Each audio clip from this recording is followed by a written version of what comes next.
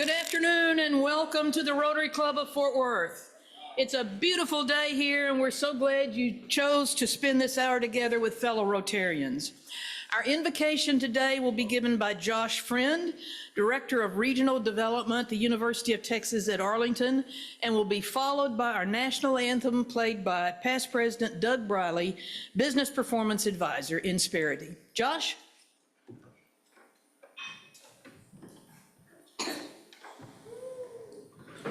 Let us reflect. As Rotarians, we are generally blessed with lives of relative luxury and opportunities unknown to many. Let us review the registers of our lives and our checkbooks as we consider opportunities to help others during the holiday seasons coming up and outside of the holiday seasons. Open our hearts to those in need and let us share not only our tangible treasures, but also our riches of knowledge, leadership, and creativity to make our city in all of its corners a better place for all concerned. Thank you.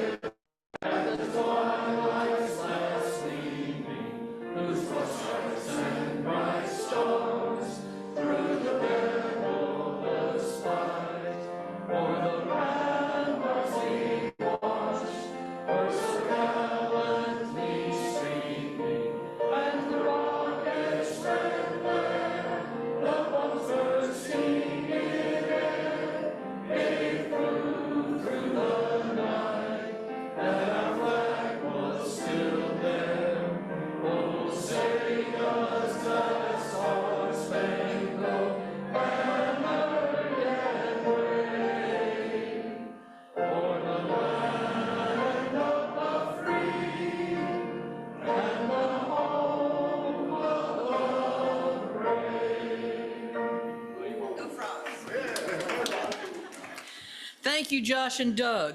Welcoming our guest today is past President Carlo Capua, Senior Principal, Rainwater Charitable Foundation.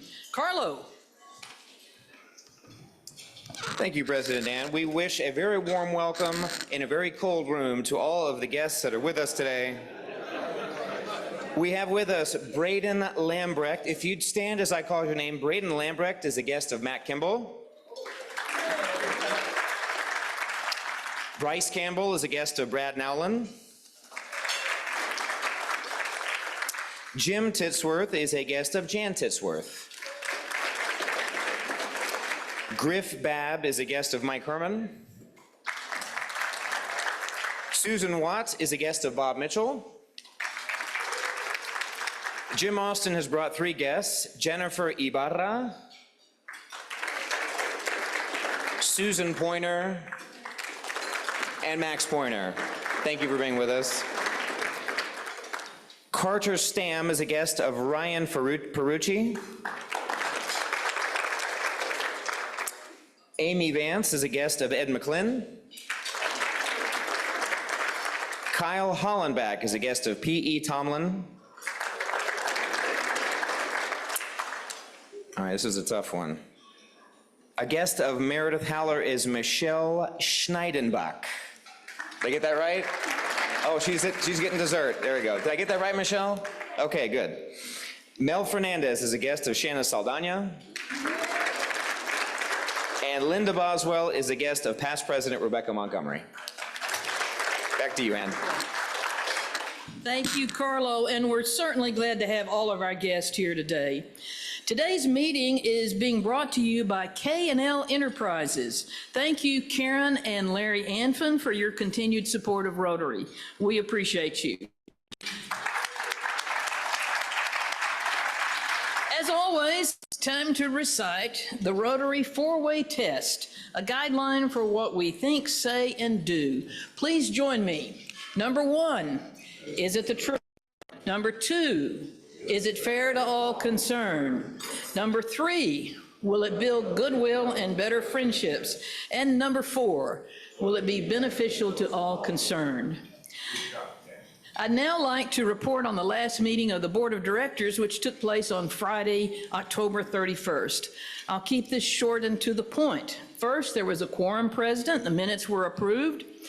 Occasionally, there are items that are time sensitive and the board is called on to vote by email. One such item occurred during the month, so the board ratified the email vote approving the RLK RMBA sponsor and winner packages. Third, we also approved the September financial statements as recommended by the Finance Committee. Fourth, the board reviewed the membership numbers to date, which are looking great. Fifth, the nominating committee presented their slate of nominees for the next board term, and the slate was approved. I'll share those names in just a minute. Sixth, we also received reports of activities from all of our committees, and this is a great time to thank all of you on the committees and their chairs. Your work is exceptionally important to the success of this club.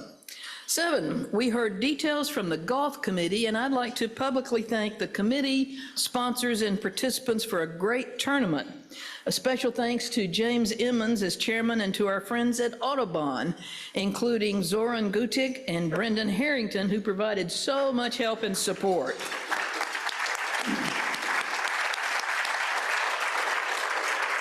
As a result of everyone's hard work, we will be having a substantial check to present to the James L. West Center for Dementia Care for the care of veterans who are housed there. We also had a report from the Bylaws and Policies Task Force, who are reviewing all of our governing documents, updating them, and making sure they are consistent. We appreciate the members of that task force. Finally, we approved the Investment Committee's recommended changes to the investment policies for both the Rotary Children's Fund and the Endowment Fund. You have received word this week of your electronic ballot for the election of 5 members of the Board of Directors who will serve 2-year terms beginning on July 1st, 2026. Thank you to the 10 individuals who are listed here who have agreed to be on the slate. We're fortunate to have so many people who are willing to serve, and I thank each one of them for standing for election. And thanks also to the nominating committee for bringing this slate forward.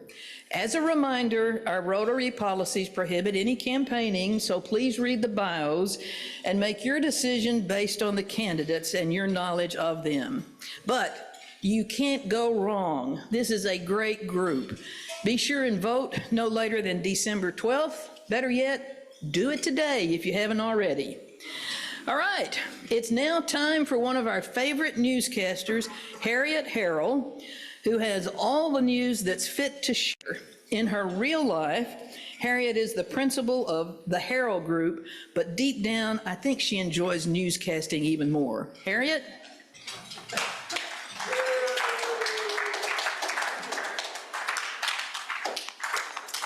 So, welcome to today's edition of the Harriet Harrell. Good news, Rotarians. Our long national nightmare is over. The government shutdown has officially ended. Congress hammered out a deal after 6 long weeks, proving again that if procrastination were an Olympic sport, we'd sweep the medals. One representative called the agreement a major bipartisan accomplishment, which is Washington code for fine, fine, we'll do our jobs. Federal employees cheered, national parks reopened, and somewhere a Yellowstone bison finally got to stop doing crowd control. And that sound you hear, it's the collective sigh of Americans realizing that Congress just congratulated itself for doing the bare minimum. So let's go to travel news, because nothing says holiday spirit like being trapped in DFW's Terminal C. At least the skies are slightly less chaotic, Airlines are attempting a controlled descent back towards something resembling normal, and airports have returned to their usual level of chaos instead of the historical chaos we've all come to know so well. So how many of you are flying this holiday? Oh man, we're mostly staying home. Well, those who are, you can relax a tiny bit, but do remember that your flight is being managed by controllers who haven't been paid in 2 months. Happy travels. I woke up this morning to an inbox full of Black Friday week ads because one day of chaos apparently isn't enough. You can stay in your pajamas for Black Friday week. Just remember that the websites will be handling more traffic than I-35 at rush hour or any Fort Worth street where there's construction or downtown before the Veterans Day parade Tuesday. Even the servers have petitioned for emotional support animals. Economists predict record online spending and record levels of buyer's remorse. When you click confirm purchase at 3 a.m., just remember, your credit card doesn't feel regret, but your bank may absolutely recommend therapy. At the United Nations Climate Conference in Brazil, world leaders gathered to discuss melting glaciers, rising seas, and the survival of the planet. The US delegation was small. Some say that was a statement. Others say the travel budget froze while the climate policy melted. Filling in for the no-show White House was California Governor Gavin Newsom, who told reporters the administration's absence basically said, "You don't matter, we don't care." Yeah, to be fair, that's also the current slogan of most cable companies.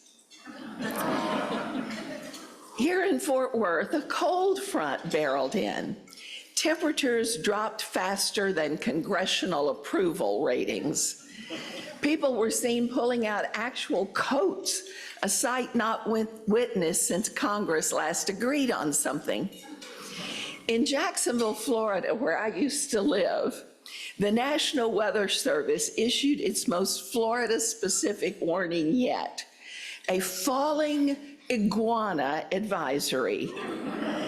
Apparently, when temperatures dip into the 30s, iguanas lose muscle control and start dropping out of trees. No iguanas were harmed in the making of this newscast, but several were embarrassed.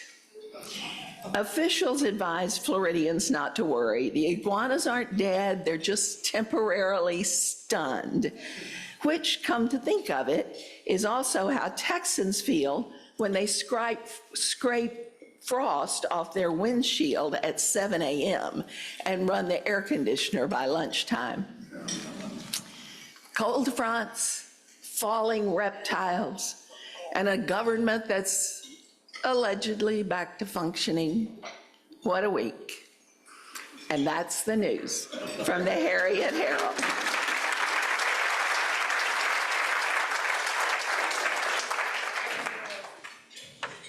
Thank you, Harriet. You never disappoint us. The Rotary Club of Fort Worth has 2 worthwhile service projects coming up for the holidays. We'll hear first from Greg Carter, Managing Director of WRG Texas, about the We Care program for children in the Boys and Girls Club on the east side of town, followed by Shanna Saldana, VP Operations Building Pathways, who will tell us about a project for the Center for Transforming Lives. Greg? Thank you, Matt. Good afternoon. It's good to be with you all. It's time for us to get into the holiday spirit. Kevin, if you'll go to the next one. We are proud to announce our 7th annual We Care event this year. This is a look from the past. I remember coming up here the first time and J.R. Labby said, "You can't call it an annual event until you've had at least 2." So this will be our 7th. a refresher on what it is. So we make crafts for kids on the east side. So we come together, we have about 14 craft tables so far. We go to the Boys and Girls Clubs, different companies and groups and architecture and design firms make gifts for the kids to give out to their grandparents, to their family members. The goal is to help teach to give is better than receive. But if you don't have anything, then you need help with that. So.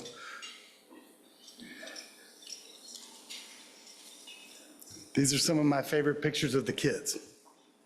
Some of the stories that I've been told about from the folks there will they blow your mind away. So all kids deserve love. We can all get behind that. And service above self is what we're about in the Rotary. So I challenge you. I'm making a call for volunteers. We have a call to action. It's Tuesday, December 9th, 3 p.m. to 7 p.m. I need 30 volunteers to be chaperones. We'll have the kids come through. They'll go to the tables. You'll just walk with 3 of them as they go and make gifts. We'll feed them pizza. We'll feed them cookies. I need carolers. I need crafters. I need face painters. Come for a little bit. Come for a whole lot. Help us love on these kids. Thank you, Madam President.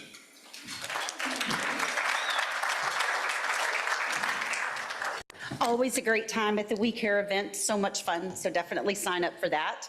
But the week before that, we have an opportunity for you to come and help at the Center for Transforming Lives. This year, we're looking for helpers to come and help us pack gifts for the kiddos.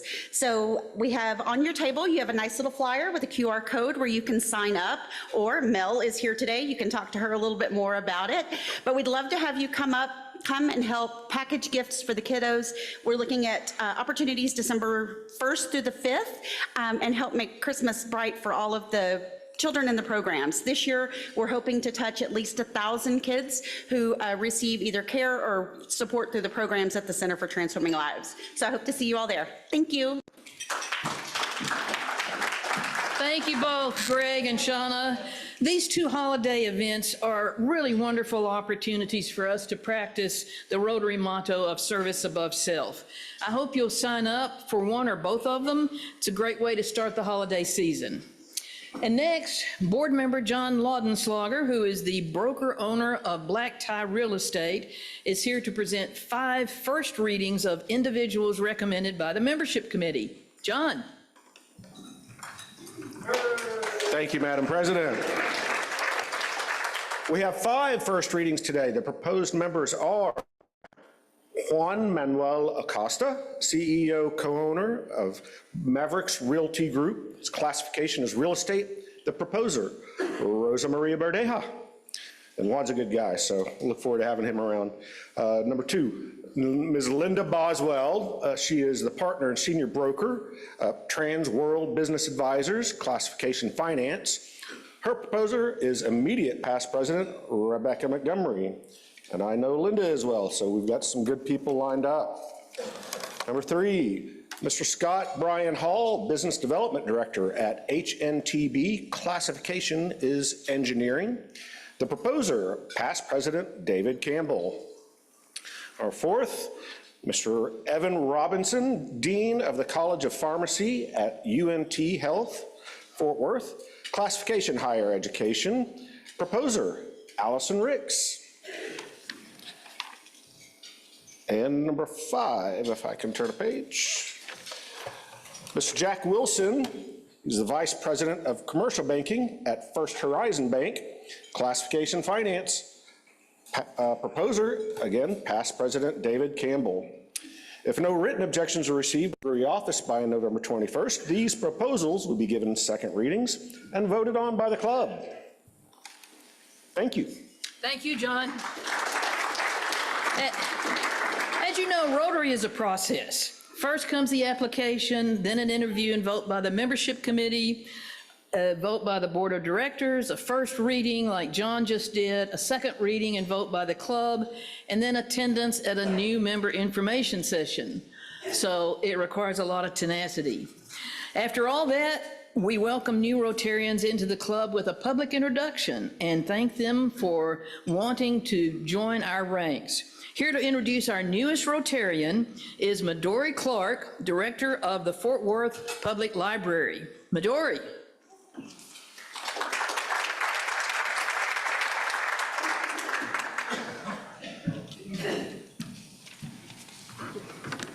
Good afternoon.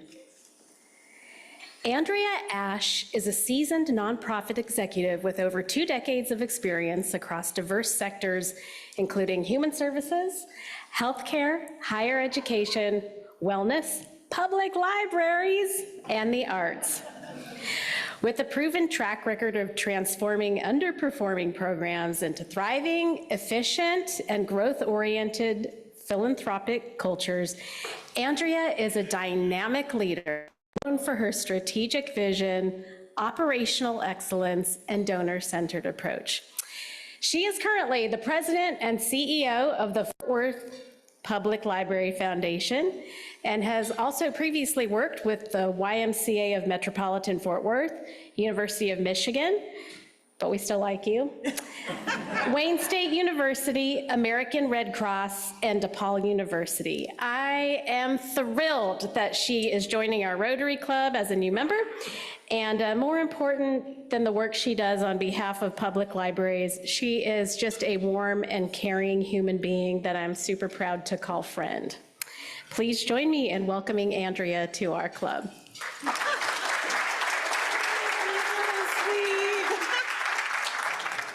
Good afternoon, everybody. As you know, I'm Andrea Ash, hyphenated Stinson. I just haven't changed my name in a while. What am I supposed to say? A couple things. Something interesting about myself. Let's see. So my husband, his past life, he was Barney the dinosaur. So that's interesting. Or makes an interesting life, I should say. So inconvenient. One of the many reasons why I joined Rotary was I've been the CEO at the foundation for about, it'll be 7 years in the spring. So it's just another way to continue to network and meet people and expose people to our public libraries. And we also office now in the Fort Worth Club, so I have no excuse. I don't have to deal with the parking. I can just ride the back elevator up to the meeting. So I'm very excited to be a part of it. Thank you all for welcoming me. And I hope to see many of you at our smoker gala in the spring, which is right here. Welcome, Andrea, to Rotary. It is a pleasure to present to you your name badge, your membership pin, your certificate, and your next favorite t-shirt. Thank you. Now, you know, Andrea, now that you're a member, you start working on getting that blue badge, which requires 6 acts of service. So what do you think you'll do first? Well, I am an achiever, so I'll try to get it all done before the end of the year, probably. But I'm going to do the We Cares and the gift wrapping. All right. How fun is that? It's festive. Yeah. So I hope to see y'all there. Thank you, Ann. Thank you.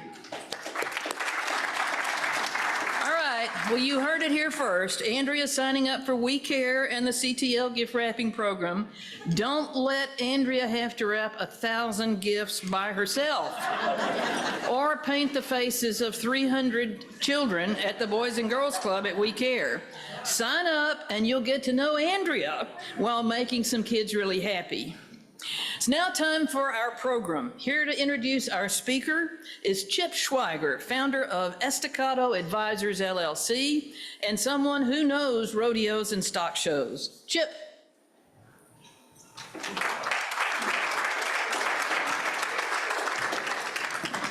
Howdy, all. Oh, man. We're talking about rodeo stuff today. We're talking about cowboy stuff today. We're talking about livestock. Howdy, y'all. Howdy. There we go. All right. Matt, I think we're ready. So today it is my honor to be your chairman of the day. Really excited because we're going to talk about one of the crown jewels of our city, and in fact, probably one of the crown jewels of the entire Western world, and that's the Fort Worth Stock Show and Rodeo. So if you'll allow, I've got probably, we'll call it 15, 20 minutes that I'm going to introduce our guest speaker today. Matt and I kind of worked out a little deal. He said, the longer you talk, Chip, the less I have to talk. As president and general manager of the Fort Worth Stock Show and Rodeo, Matt Carter's leadership and steady hand guides Fort Worth's oldest public event that brings more than 1.2 million guests for 23 glorious days every January and February. At the stock show, he leads a team of 25 full-time staff and more than 2,000 volunteers. And look, I've been to a ton of rodeos in my life, and I've done committee work on a number of them, and there is none like the Fort Worth Stock Show and Rodeo that we have here. As they say, this thing is legendary. A bit more about Matt. Beginning with volunteer roles, he embraced the stock show's mission by serving as a livestock show superintendent starting in 2009. He was elected to the organization's board of directors in 2010 and appointed to the executive committee in 2013. He moved into executive leadership in 2021, where his passion and skills, knowledge, and experience are put to good use as he oversees the stock show's daily operations. Now, prior to his stock show employment, Matt served as the vice president of Fine Line LP. And of the various real estate development projects that he directed, the most notable, I think is pretty cool, was oversight of the stock show's home for rodeo, Dickey's Arena. Matt's an elected director of Ag Trust Farm Credit and serves in various volunteer roles in the community. Now, along with his wife, Catherine, and their 2 teenage sons, they spend much time as possible on their Jack County ranch, tending to their growing cow-calf operation. He's a proud horned frog. There you go. Y'all are doing good. Matt earned his bachelor's degree in finance from TCU in 2000. He also earned an MBA from the University of Texas at Arlington in 2005. Fellow Rotarians and guests, it is my great pleasure to introduce you to a proud son of Dalhart, Texas, Mr. Matt Carter.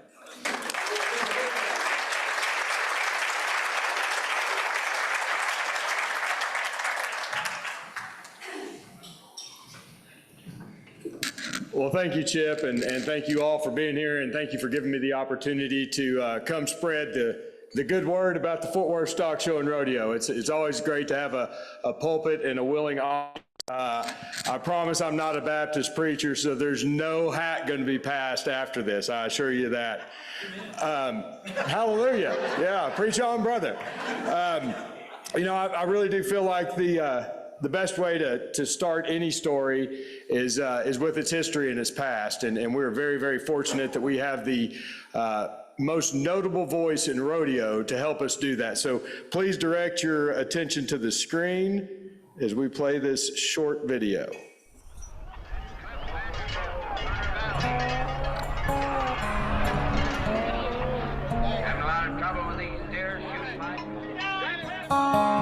The city where the West begins. It's known all over the world for its timeless heritage and traditions. But Fort Worth wouldn't have its rich identity and character without the event we simply call the Stock Show.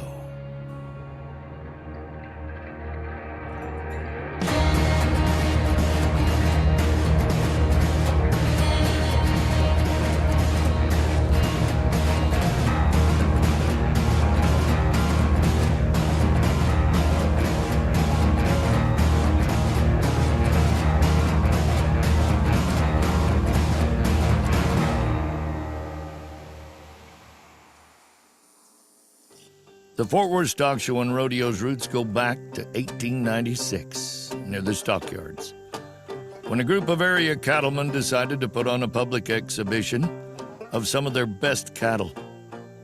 Their purpose, it said, was to create an educational showcase for the great livestock industry. The stock show also grew quickly, and its leaders knew a permanent home was needed. Stock Show President Burke Burnett, with the financial assistance of Armour & Swift, raised funding for the construction of the Northside Coliseum, which was hailed as the most dynamic and opulent livestock pavilion in the Western Hemisphere when it opened in 1908. The next 3 decades brought growth. Then, uncertainty. When at the height of World War II, the 1943 show was canceled as Americans were devoting every resource possible to the war effort. Even livestock facilities were being used to build aircraft parts. By then, two other legendary stock show leaders, Amon G. Carter and Van Zant Jarvis, had paved the way for three of Fort Worth's most iconic landmarks: the Will Rogers Coliseum, Tower, and Auditorium. The Art Deco masterpiece became the stock show's new home in 1944. Since then, the stock show has poured more than $60 million into the Will Rogers Memorial Center. Working alongside the city of Fort Worth, this public-private partnership has made what most people simply call Will Rogers the nation's premier equestrian and livestock exhibition facility. Educating tomorrow's agricultural leaders goes to the heart of what the stock show is all about, playing an important role in the lives of generations of 4-H and FFA members. Each year, livestock raisers from more than 40 states enter the stock show's exhibition and competitions. They put their best genetics to the test, renew friendships, and consign their cattle and horses to high-stakes auctions with sales in the millions. In all, more than 30,000 animals are exhibited. The stock show brought the emerging sport of rodeo indoors in 1918 and hosted the first nationally televised rodeo in 1953. Today, the FWSSR Pro Rodeo Tournament is among the top 5 professional events in the country, with the nation's best athletes competing for a purse exceeding $1.2 million. With more than 100 years of legacy, beginning in the Northside Coliseum, then Will Rogers, and now the stunning Dickies Arena, the Fort Worth Stock Show's historical significance on the sport of rodeo is virtually unmatched. It's a Fort Worth experience, the city's largest and oldest, for more than 1.2 million visitors who celebrate the traditions of values and the cowboy way of life that we all hold dearly. A new era has dawned on the Fort Worth Stock Show, with a venue second to none in the city's landmark cultural district, anchored by Dickies Arena. The stock show continues to reach new heights by showcasing the great livestock industry to a growing and increasingly diverse population, propelling us to an even brighter future. The Fort Worth Stock Show and Rodeo. This thing is legendary.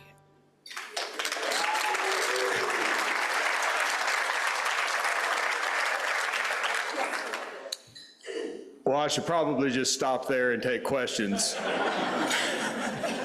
but I won't. I really want to touch on some of the things that Bob mentioned in that video and dive a little bit deeper, and that's really into the mission of the Fort Worth Stock Show and Rodeo. I'm fairly certain everybody's got a deck of slides up there and in front of you, but we really have a 3-pronged mission. Our objectives are pretty simple. Western culture, promulgating and promoting Western culture and the ag industry. Second is ag education, and that's the one that we tend to focus on the most and the most critical to what we do. And then the third is really the facilities at Will Rogers, and so we'll cover them in that order. Talking about Western culture, obviously the most visible way that we really celebrate Western culture and enhance it is with our rodeo. We have 25 rodeo performances in 23 days. 7 of those are what we call specialty rodeos, so Ranch Rodeo, Best of Mexico Cultural Celebration, Cowboys of Color, have a couple of bull ridings, and then this year we're adding a rookie rodeo, and I'll talk a little bit about that. you know, it's really important to the stock show to try to support all levels of everything that we do. And we felt like bringing in this rookie rodeo and expanding on that was one of those ways that we can do that. To those of you in the rodeo industry, those dollars will count towards the NFR standings at the end of this year, so it really does give those rookies a jump start on getting to the NFR, which is really important to them. But the other thing that it'll give them is a berth into the other 18 performances, which is our FWSSR Pro Rodeo Tournament. So one of the things that we changed when we moved from the Will Rogers Coliseum to Dickies Arena, which if you can imagine in the Will Rogers Coliseum, we had 36 rodeo performances in 23 days. So we narrowed that down for a variety of reasons, and I won't go into that, but we really wanted to make rodeo more understandable for our audience. So that allowed us to put it into this tournament style. But the other thing that we did to promote Western heritage and Western culture outside of our Fort Worth Stock Show and Rodeo is we started with 7 qualifier rodeos. So we have 7 qualifier rodeos throughout the year, and that allows those. Let me back up a second. Prior to moving to Dickies Arena, we were an open rodeo. So anybody with the PRCA card could come. They would go into what we called a slack. Then they go into 2 short go performances. Then they come back to the finals based upon their average. And your heads are all spinning as I just told you that. And sometimes that would happen mid-performance and nobody could follow it. So again, since we went to the tournament style, we're inviting the top rodeo athletes and rodeo standings every year to our rodeo. That allows us to put the best product on the floor for our audience, but not wanting to discard that ability for anybody to come into our rodeo. We went and worked with 7 local rodeos. So Wichita Falls, Denton, Mineral Wells, Weatherford, Waxahachie, I'm missing to Gladewater and can't think of the 7th one. And so the winners of those rodeos get to come to our rodeo. So they get a berth in our rodeo. So that is the way that they can win in. And so our hope was that that would do 2 things. One, that would bring those communities to the Fort Worth Stock Show and Rodeo, which that has worked. But second, and more importantly, to drive entries and to make those rodeos better. And I can tell you without a doubt, that has worked. So that is one way that we're doing that. And then with this rookie rodeo, these rookies will then get the opportunity to compete at Dickies Arena in the Fort Worth Stock Show and Rodeo. The second, you know, as we go in there, one of the other ways that we really do try to promote our culture and Western heritage is through our volunteers.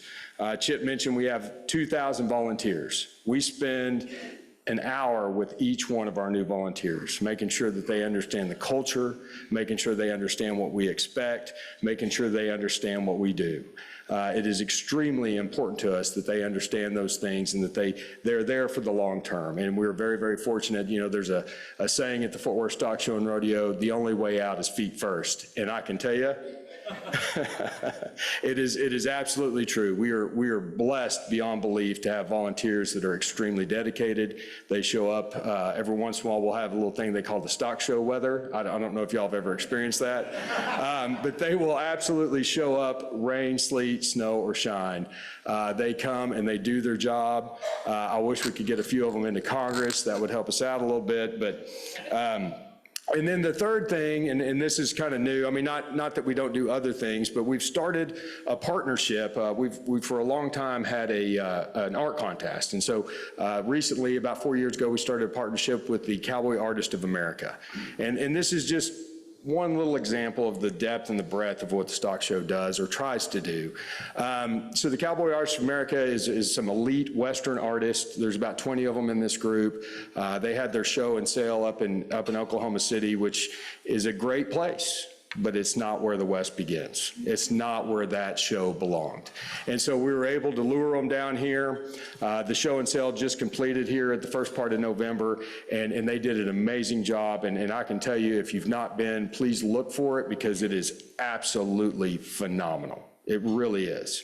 But more importantly than that, these gentlemen, and I do use that word purposefully, these gentlemen take time to help our art contest and our youth artists see what it's really like to be a professional artist. So during the show, they'll come back, and they're spread out all over the country. They'll come back for a day symposium. We'll bring in all these art students, we'll bring in live model animals, and we'll put them in the middle of Rogers Coliseum, and they will work with them for an entire day.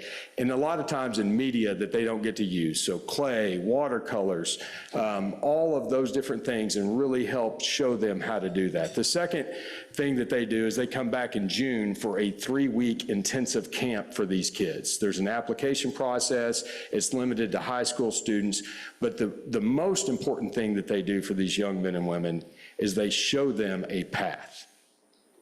They show them that they can become professionals at that and what that looks like. And so it's that kind of encouragement that we want to give these folks.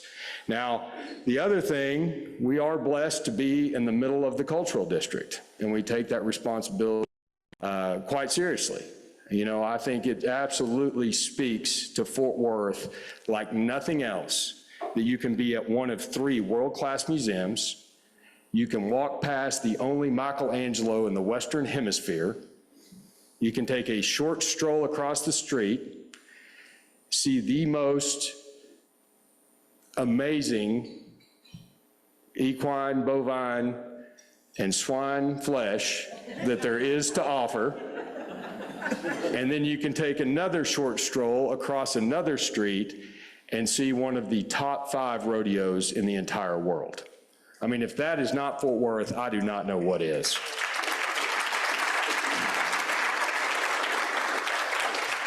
And we're extremely proud to be part of that and to be part of the cultural heartbeat of Fort Worth, Texas.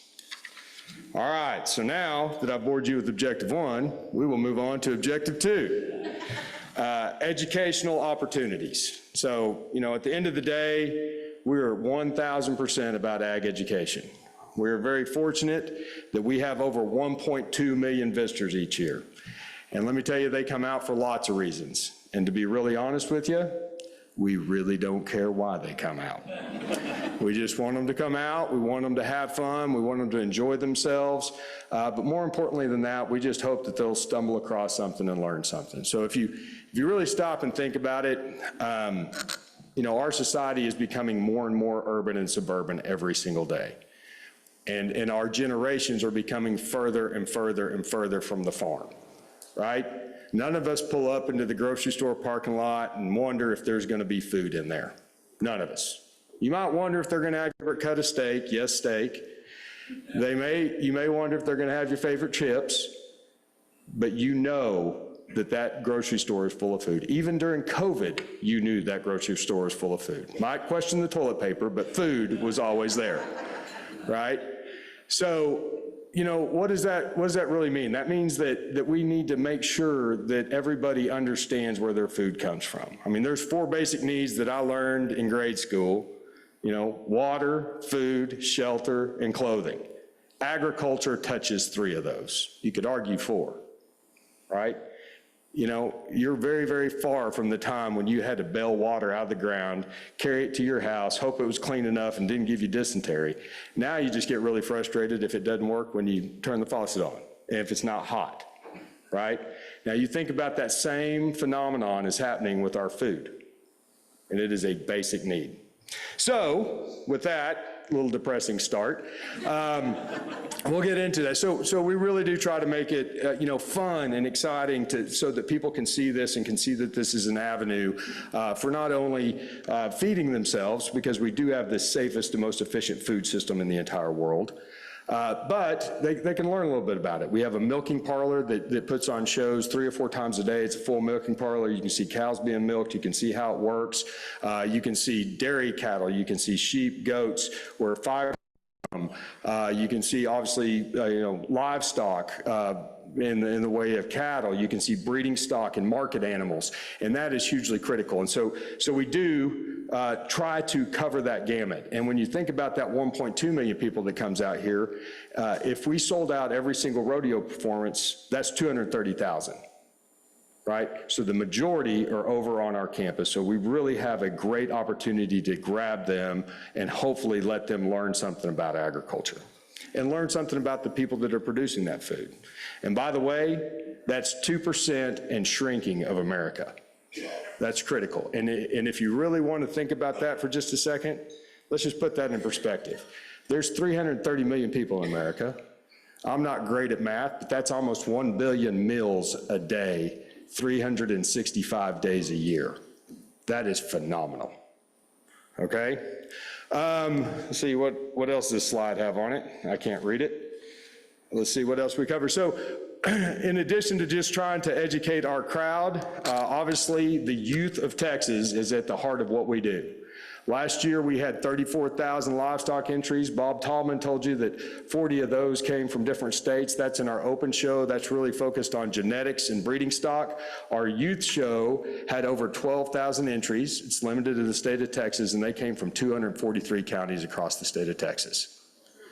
I know Dr. Kapp can tell us how many counties are in the state of Texas. 254. You know why I know Dr. Kapp can tell you that? Because there's 254 trees on the campus of Tarleton State University that represent the counties in the great state of Texas. But what's really important with that is that we really try to provide opportunities for our youth as they progress and promote. And so obviously, you know, the biggest and most visible thing we do is our livestock show, and we all know that. Right, and that's wonderful and it's great.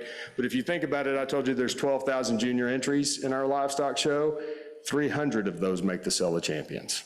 Right, so we've got to find ways, and we're continuing to challenge ourselves to find ways to reward those kids for that hard work and accountability as well. Okay, and in addition to that, let's see what else is on this slide. Yep. So in addition to that. We actually provide ways, this isn't even an exhaustive list, but every one of these competitions and contests up here, and I think there's about 15 or 16 of them, are all competitions and contests that we hold that do not require a child to have livestock. You know, we talked about our society becoming more and more urban, which means less and less opportunity for these kids to have livestock. So we have shooting sports, we have horticulture, we have ag robotics, we have ag mechanics, we have a fiddle contest, we have mariachi, yes, absolutely. And these are all ways that our kids can come and enjoy the Fort Worth Stock Show and Rodeo and get earned scholarships. And we absolutely talk about earning scholarships. Yes, we reward those kids that are able to get those genetics, that are able to win those competitions, or those kids that are really great shots and can win the shooting sports competition. But we also try to put a scholarship opportunity besides that. So if they'll go and learn the subject matter, and take a test and present to industry experts, they have the opportunity to earn scholarship dollars. You know, not everybody can afford to go buy the highest quality genetics that money can buy to win the Fort Worth Stock Show and Rodeo Steer Show, which is, I will say, the greatest steer show in the world. So last year, what did that amount to? Between premium dollars, market checks, scholarships, we funneled $15 million into the pockets of Texas kids.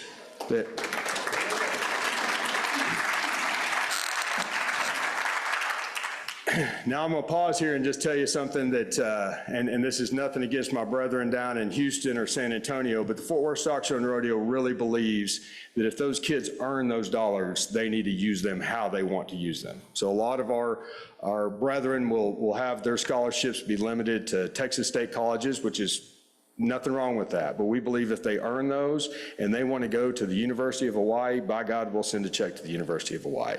And to take that a step further, we also realize that not every kid wants to go to college, and that's not their path. So we will work with them as best as we possibly can to make sure that if they want to go to an accredited program, electrician, firefighter, we've had morticians, we've had beauticians, we've had farriers, which is horseshoeing, if anybody doesn't know that. We will work with them to better themselves in whatever way they choose. That is what we try to do. Okay, so that about covers that. Did I catch it all, Kyler? Okay, we'll go on to the next one. So objective 3, this is maybe the most visible and the most exciting, but it is a long-standing public-private partnership with the city of Fort Worth to enhance and maintain the Will Rogers Coliseum, or Will Rogers Complex. So just to level set everybody, the Will Rogers Complex is owned by the city of Fort Worth. They run it for 11 months out of the year. We take it over wall to wall for our 30 days. So during our 30 days, we pay the city lease money, we pay the city, we pay the utilities, we pay overtime city employees, we pay the police department that's out there, the fire department, the ambulances, the maintenance, the cleanup, everything that it takes to run our show is our responsibility. Now, Bob Tallman told you we moved out there in 1944, and we'll go through a little bit of this. In 1948, we partnered with the city on the first public-private partnership, which were the cattle barns. And since 1948, we've invested over $85 million in the Will Rogers Complex and given that all over to the city of Fort Worth. Then we turn around and rent it from them. I don't know if we have any city officials in here, but at the stock show, the journal entry is called double dipping. But what we know is really important in that whole process is that just during the stock show, we will generate over $140 million of direct economic impact to the city and surrounding communities just during our 23 days. So if you extrapolate that out into 11 months and think about all the horse shows and the gun shows and the Christmas in Cowtown and the dance recitals and the marathons and all of those different activities that come to Will Rogers, the Will Rogers Complex has an economic impact on the city of well north of $400 million. And, you know, we love our city partners, and they cannot be experts on anything, on everything, you know.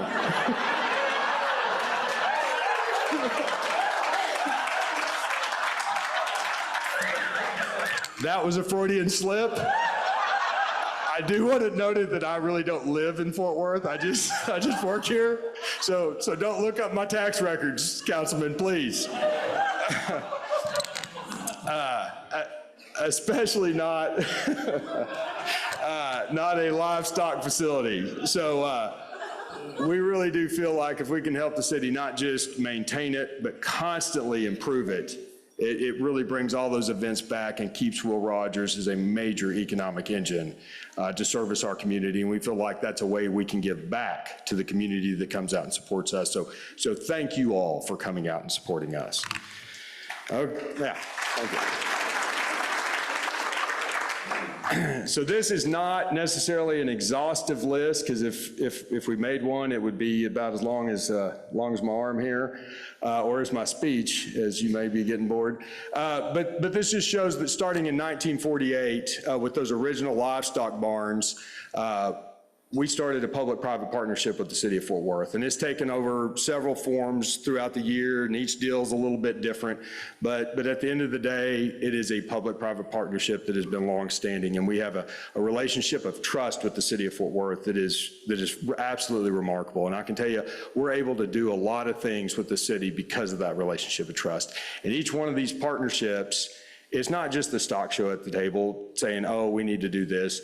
Our city partners are sitting right next to us, you know, and when appropriate, you know, like the Will Rogers project we'll talk about in a second, we actually brought in all the equine partners, so NCHA, NRCHA, all of those different constituency groups to make sure that it worked for everything, you know.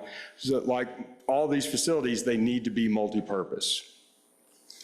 So now we'll talk about the Concord, the Will Rogers renovations, and I probably got a little bit far in my slides here, so we'll start right there. You know, last year, I think many of you probably came to our grand opening of the sheep and swine barn, which was the third of 4 phases of the renovation of the original livestock barns.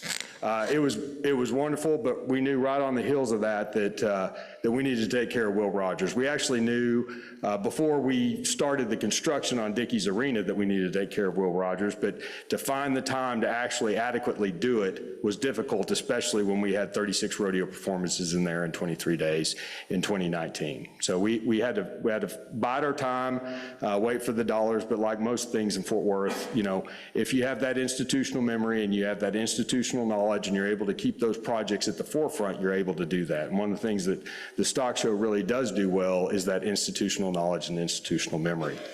So we started the planning on Will Rogers, we started working with the city, and so this first phase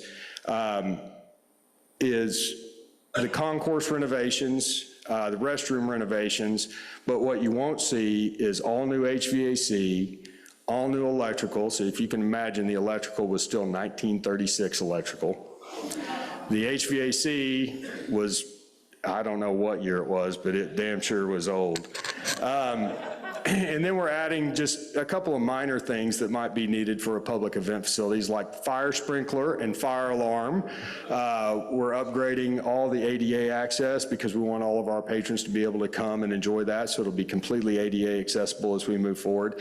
And this is phase one of hopefully several future phases, because if you think about it, this building was built in 1936. And it was really kind of built as part of the Texas Centennial, and I won't bore you with all of that, but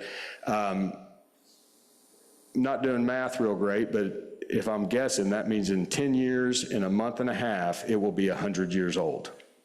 So our goal is to make sure that the Will Rogers Auditorium, Tower, and Coliseum are renovated, carefully renovated, and they're brought up to modern standards with some of the modern amenities that we've all come to want in a public event facility. So this should be a picture of the original concourse there and the demolition that took place starting after our show. So we actually weren't able to start this until March 17th of this year. As we go through, this is what that concourse is starting to look like. So we really took out that old slat ceiling, took out that tan and orange floor. Unfortunately, we're not going to have 1970s roller derbies in there anymore. And we're really wanting to celebrate that Art Deco structure, that Art Deco pieces, bringing in new signage, obviously the flooring. As we go through, these are some pictures of what will be the VIP area. You know, when we did Dickey's, we really realized that one of the more successful things we did at Dickey's was opening the Arena Bowl up into the concourse. Gives the people a way to stay a part of the action. They can figure out where they're at. They can orient themselves. And so by doing that, these are the 50-yard line of the Coliseum. So these VIP areas will be there, and they'll be able to have some concessions. You can see through the Coliseum and really add some nice amenities to the facility. As we move forward, restrooms. I'm sure the ladies in the room would espouse that the restrooms didn't need to be touched at all. But we will go from being under-fixtured to being over-fixtured for a building of this size and modern standards, and we will have some of these new things like hot water in the restrooms. Yeah. And you also won't have to touch a door on the way in and out. We learned that one from Buc-ee's. You know, thank God the Beaver showed us how to do that. And then we're going to have some exterior renovations. So I may scroll back to the 1936 pictures, but you know, on the left-hand side, you see, you know, brown doors that were not inviting. The original doors did have glass in them, so we're bringing back that Art Deco use of raw metal materials, so the aluminum doors. And you'll notice on the roof, and when we go back to the 1936 pictures, it actually had aluminum ribs, and that cupola that was on top of it is aluminum. And so we're bringing that back as well. So we really are trying to take as much care as we can to bring this back to its, you know, original glory, at the same time trying to bring in some of those modern amenities that people have come to love. And we also realize that if we screw this up, we're going to be hung up by our toenails. So we're really trying hard not to screw this up. You know, we're also trying to add some things in responding to some of our equine constituents. This is the old warehouse loading dock on the left. So we've taken in that space. The concessions, as we know, were a little lackluster in the old Coliseum, so we've taken in that space, built a full commissary kitchen, and it also allowed us room to create a hall, right? Another dining space, another dining option. Well, when we were able to do that, a loading dock in front of that didn't seem like the best option, so we're adding an outdoor patio, and that hall will be an indoor-outdoor space that connects to the facility. This is just a little picture of what that'll look like inside, kind of looking out. The one on the left is a construction, the one on the right is a picture of the overhead door, so again, it can be indoor, outdoor space. That is the end of my presentation, and you can ask me any questions that you'd like. Hearing none, I'll go back to my seat.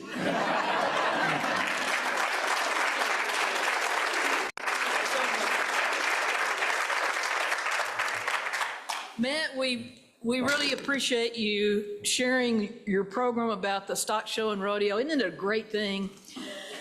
It's a tradition of the Rotary Club of Fort Worth to make a gift in your honor to Rodeo International's Polio Plus program. Thank you. We have vaccinated over 3 billion children since its inception.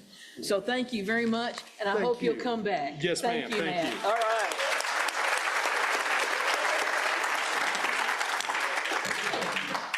All righty. Thanks again to all of our guests who are here. We hope you enjoyed your day. We appreciate our meeting sponsor, K&L Enterprise. In closing, we have 2 short reminders and 1 announcement. First, January through June 26 membership dues are due. Write that check and you can check it off your list. Second, be sure and vote for 5 of the candidates for the board of directors, and you won't have to worry about getting it done at the last minute. Next week, our program features Heidi Schwartz and Macy Hill, who'll be telling us about the Cowtown Marathon. And as noted on the sneak peek flyer, the launch of our 4-way donor initiative will be next week. In short, pay, vote, come back next week. Have a good weekend. The meeting is adjourned.